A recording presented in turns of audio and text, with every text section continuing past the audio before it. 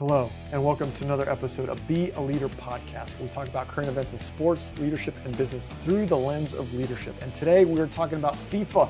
What are we going to do without FIFA? It's been here for weeks here in the United States, and now it's finally over. What are we going to do with all that time? Okay, but let's talk about the final first. We did have the ending. Finally, a winner. Spain beat Argentina 1-0. If you remember my prediction before, my guess was that it was going to be a tight one, but that Argentina would win 2-1. But the parts of it was, will Spain, a defensive team, be able to score, which they did, and will Argentina, who usually finds goals late, score again, which they did not. And so those two parts that I thought were important stayed true. But in this case, Spain was the better team, better execution, better everything, better system. Congratulations to them. They are the victors. So what happened? What can we learn from them? And when I think about Spain winning in extra time, there's one statistic that sticks out of my mind that's just blaring.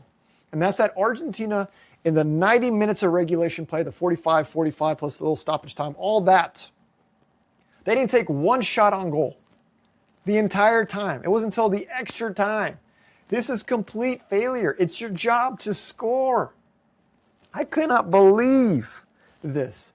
In regulation, Spain shot 16 times, combined with extra time, 20 overall. Argentina in regulation, 0, and overall 2. Okay, it was unbelievable. Spain played with patience and control. Argentina defended, they fouled, they survived. They waited for Messi or Martinez to bail them out one more time. Martinez is the goaltender for Argentina. He was incredible. He did not lose them that game. He played amazing. I think he should have been MVP of the whole game. But the better system won. Okay, not just the better team, but the better system. So let's see, what can we learn from these finals? And the first lesson is play to win, not just survive. I've talked about this many times, and it was just so blaring in this game because the numbers, you can't lie. The numbers don't lie. 0 shots on goal through 90 minutes from Argentina. This was a record in World Cup finals history on the wrong side. You don't want to have that record of being the worst, but they were. That was them, Argentina. After all the fanfare, the legends, the comeback from behind games, they didn't get one shot off. Worst record to have. Spain had the possession 65% of the time. And as I mentioned before, they took 16 shots in regulation, 20 overall. Argentina, 0 in regulation, 2 overall. Oh my gosh, when I was watching the game, I was writing notes and I put, your job is to shoot goals to win, but you're not playing to win. What's wrong with you, Argentina? That's their job. That's what they play. And there's this famous quote, you miss 100% of the shots you don't take. And whether you attribute it to the NHL hockey star, legend Wayne Gretzky, or Michael Scott from The Office, it's inaction guarantees failure. And that's what happened with Argentina. I could not believe it. I've coached basketball games, and you can play really good defense, but at some point you got to get a shot off. You got to do it. Effort is not the same as accomplishment. Okay? Argentina was super active. They were defending, they were tackling, they were fouling, they were surviving, but they weren't advancing the mission. It's so easy to stay busy, right? But it's not productive. We all have that challenge. I have that challenge. I'm sure you have that challenge. Argentina, a great soccer club, had that challenge. Okay? It's so easy to stay busy. Emails, phone calls, calendars. Let me put new Post-it notes on things. Let me reorganize. But are you fulfilling the mission?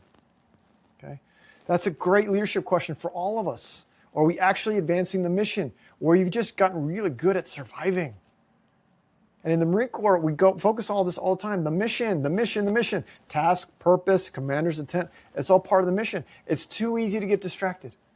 Let me check on my radios. Let me check on our water supply. Let me check on my socks. Let me check on my notes. Let me reread my notes from someone that told me before. Let me check on the tire pressure. Like, there's so many things. But the mission, everything should support the mission. Right? But they shouldn't be a means to the end of themselves. They support the mission. In Argentina, the mission was not happening. Right? It was unbelievable to see that. Let's go on to the second lesson. And we're sticking with Argentina before we go into Spain. And that's what got you here won't always get you there. Argentina's whole tournament formula was absorb pressure, okay, stay compact, lean on Messi, and find a way late. They did it over and over again, and it was working. It worked against Egypt. It It worked against England. It worked against Cape Verde. It worked against Switzerland. But then they hit a wall against a very good team that was structured good enough to take that formula away. So you got the one-trick pony. What are you going to do now, right? Martinez, going back to him, the goalkeeper, 11 saves. He played with a fractured finger. He did an amazing job. It still wasn't enough. I know he let that one go in, but it wasn't on him. It was on his other teammates to score. And on this note, there's an excellent documentary special, I believe it's on Netflix, on Martinez growing up playing soccer, and it's like half cartoon, half real life. My son and I watched it. My son loves goaltending. It is excellent. Highly recommended. Look it up. Watch it with your kids. And you might like Martinez a little bit more. But he did a fantastic job that game. Okay. But anyways, the key point here is your best performer can extend the life of a bad strategy, but they can't turn a bad strategy into a good strategy. Martinez did amazing. Messi, we'll talk about it later. I think he touched the ball twice, right? Or he shot one time, I believe. We'll talk about that here soon. It was a bad strategy. You can't just rely on two great players to take a bad strategy and make it into a good strategy. And that's a question as us leaders need to have. Is our repeated heroism proof that the system works? Or is it proof that it's broken? Oftentimes we learn more through failures or losses because we can re-examine what happened. And winning covers a lot of ugly pigs, right? And that's where good coaching can come in. Because good coaching can help you see what you can't see. And that goes back to the main point of this point here, is that what got you here isn't necessarily going to get you there. The late game heroism from Argentina got them to the final. But against a very good structured, composed team, it was not enough. It was not enough. Finally, let's talk about Spain. Okay, the victors here. Composure is competitive power is the main point here for number 3.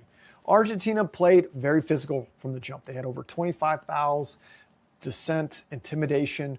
The referee was letting them play, but Spain refused to be dragged in that version of the game. I see this happen often with the basketball team. My team might be more composed, better disciplined. The other team's jacking up three-pointers and throwing the ball away and doing transition, and my kids want to do the same thing, and I got to bring them back and be like, no, let's play our style of game. Okay? Spain refused to be dragged into the version of that game. They kept possessing the ball well. They kept pressing. They kept staying to their identity. Spain did a great job of playing their game. And talk about composure, we got to talk about Enzo Fernandez, the case study of this game. He's a very good player. He's very passionate. He's very skilled. He scored a big one, I believe, in the England game. He's a very good player. But he's the one that really screwed the pooch for Argentina. All right. He got a yellow card early on because he flopped, and I think the term is dissent, which is like arguing from the grass on your butt, arguing at the ref, and they gave him a yellow card.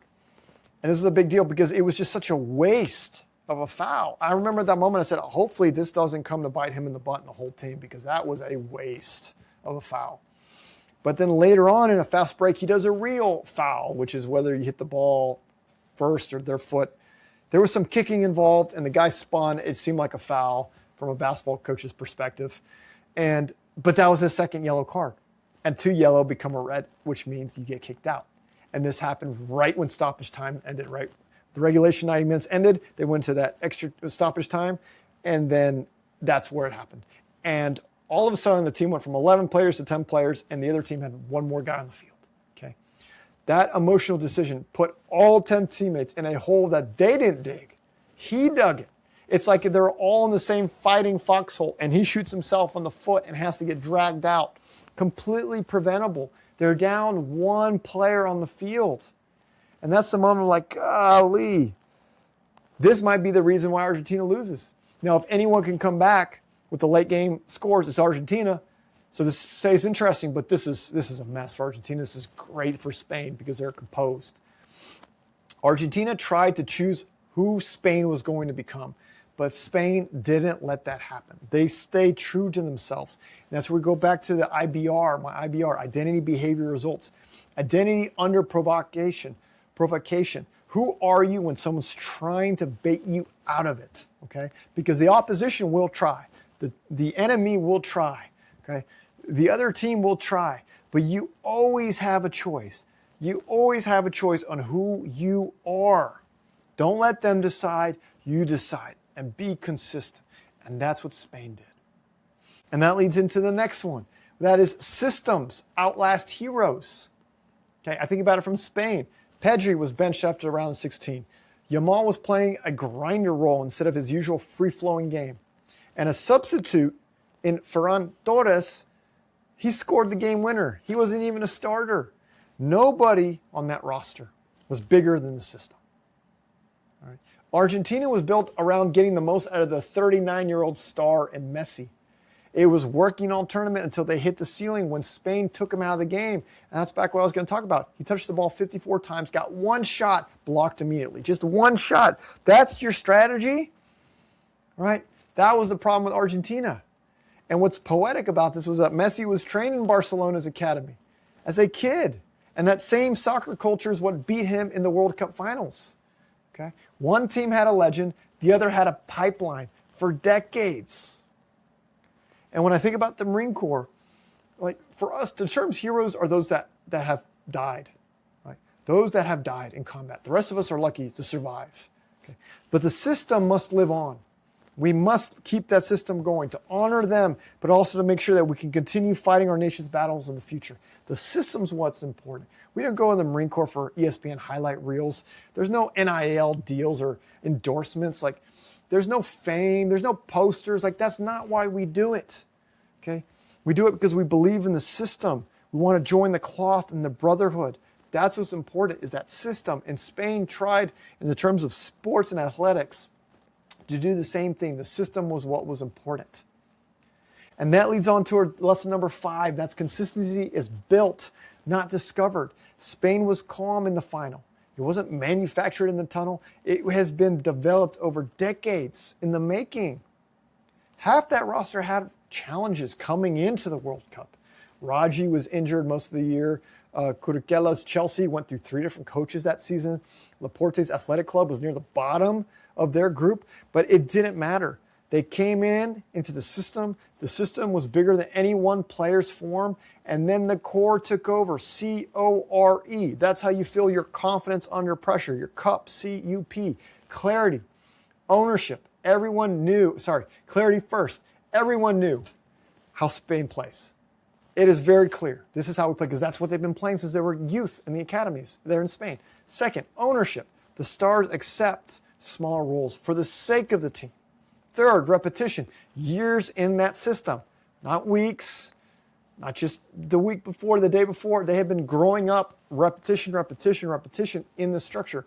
And then finally, execution. They stayed within it the whole 120 minutes.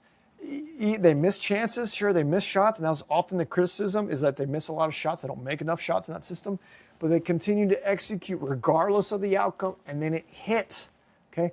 Culture is not what the leader says before the championship. Culture is what people do instinctively during it. Okay? And that's the goal with confidence under pressure. So when the pressure is on, that you can act instinctively, not hesitating, not holding back, not trying to think it through, but you've trained through it so much, through the 4 elements of core, to fill up your confidence under pressure cup, that you execute instinctively, that you're in the flow, and it's magical.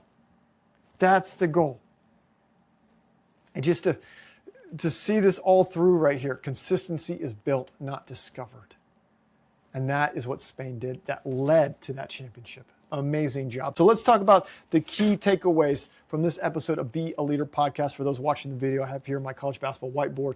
And the first one, play to win, and not just to survive. Okay, 0 shots is not a defensive masterclass. It is mission failure, and Argentina failed royally in the finals in front of the whole world.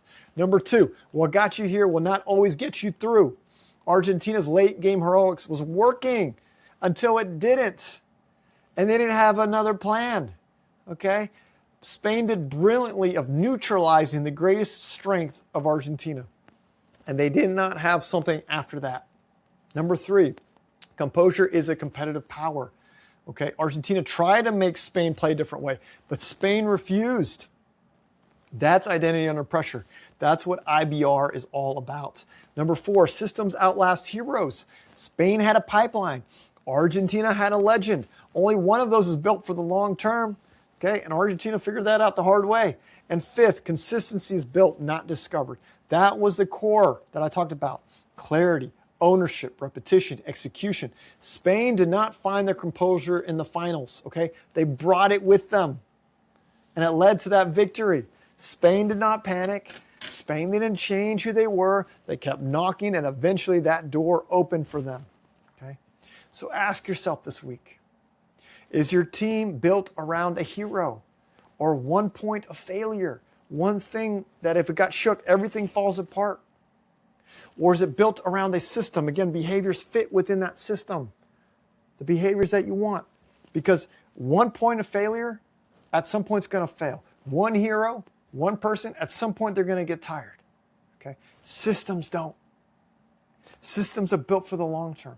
Systems are built to fulfill the mission. Systems are powerful. If you're having challenges in your life and your career, it's probably in the system that you have. And you say, what system? That's part of the problem.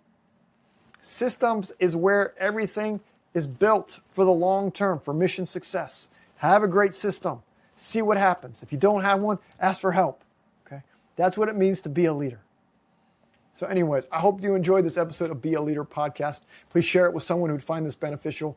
Please like it or give it a 5 stars so it goes out to more people. And I'd be curious to hear your thoughts. What are your biggest takeaways out of my 5 takeaways? Or do you have your own takeaways? What do you think about FIFA? What are you going to do now that FIFA's over? Okay? Love to hear your thoughts. Share. Let's talk about it. Let's learn from each other. And anyways, again, thank you so much for watching this episode of Be a Leader podcast. And whether you're leading yourself, leading others, or leading leaders, be a leader. My name is Daniel Pinedo. Thank you. And until next time.